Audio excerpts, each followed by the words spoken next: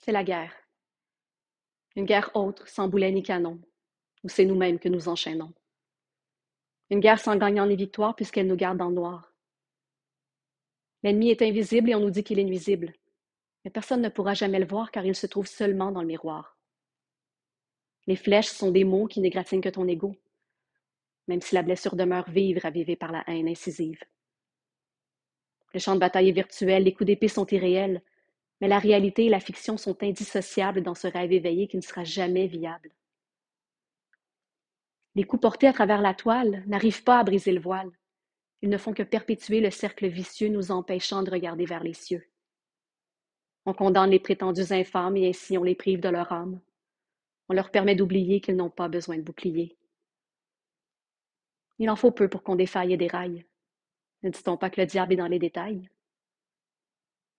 Es-tu prêt à poignarder l'humain devant toi? Il n'est que le reflet de tes démons qui aboient. Cracher le venin de tes veines pour une fausse victoire vaine, le sang d'encre qui coule à flot alors que ce monde entier est faux. Dans l'illusion, tu rêves que tu es séparé, et ainsi les mots dépassent la pensée. Le refrain n'a pas le frein du regard de l'autre, car pour s'y plonger, il faut d'abord dévoiler le nôtre. Le vocable est mort et la parole est d'or, sauf qu'elle dort, étouffée par son vomi de syllabes ineffables. La honte qui monte, mais s'estompe.